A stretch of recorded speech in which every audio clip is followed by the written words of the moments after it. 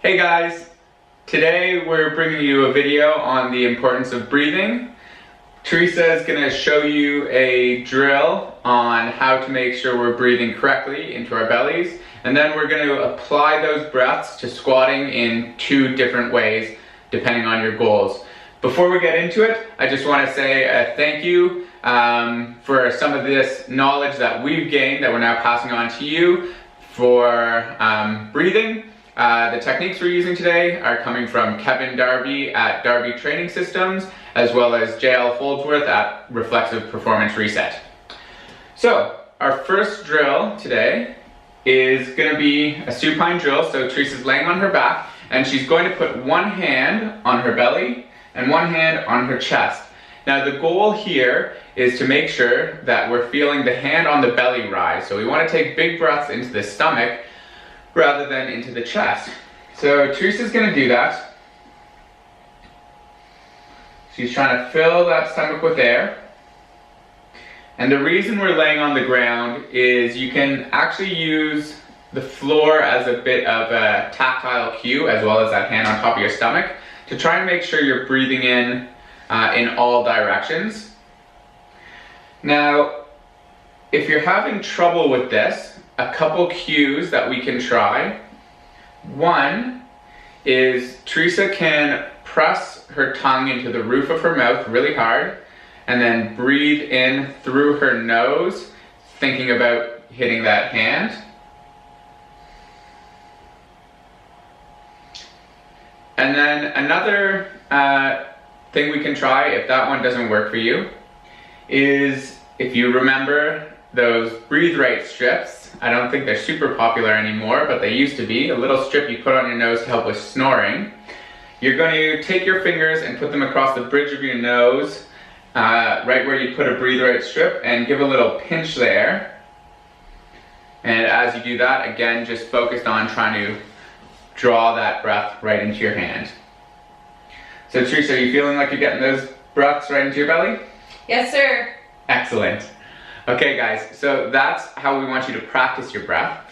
Then we're going to show you how to apply that to your squat in two different ways. So Theresa's going to pop up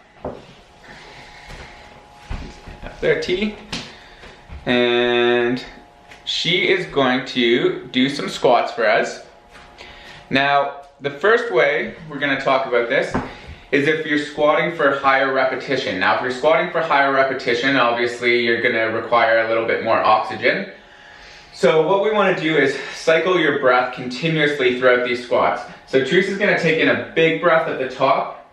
She's going to hold it as she drops to the bottom of her squat. Setting my brace. So she's filled her stomach with air, tensed it, and then she drops down and she's going to breathe out all the way up. Big breath in, hold it, and all the way up she's breathing out. Good. And she can continue through some more reps like that so we can see. So each time it's that breath in, breath out on the way up. Again, this is allowing her to cycle her breath continuously and make sure she's continuously getting oxygen supplied to her muscles. Now, the second way we can apply that belly breathing that's slightly different is going to be if we're squatting for lower reps with higher weight. Our focus is more on strength here. This would be more likely if you were doing barbell squats. What you're going to do here is we want to actually hold that breath for longer and through the entire range of motion. And that's going to allow your torso to act as a strong pillar around your spine to protect the spine while you're under heavy load. So here, Theresa's going to take a big breath in again into her stomach. She's going to brace that core as she sets her tension with the bar. She does that at the same time, and then she'll drop. She'll come all the way up, and then she'll give a little spit of air. Okay? Big breath in. Come to the bottom, hold it, hold it, hold it, and a spit. Okay? So you can hear her breath a little bit more powerfully this time at the top. It's that actual forced exhale, and that forced exhale is going to allow the tummy to still stay tight. Sometimes the Valsalva maneuver is referred to a lot with breathing and bracing with a heavier squat as well. Do you want to speak to the Valsalva?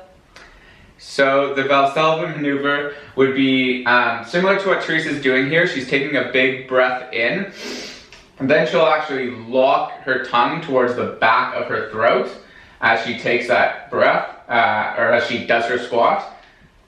And that's just gonna help that air stay tucked right down into your belly while you do your squat. Those ones, it's usually recommended not to do too many reps if you're doing the Valsalva maneuver.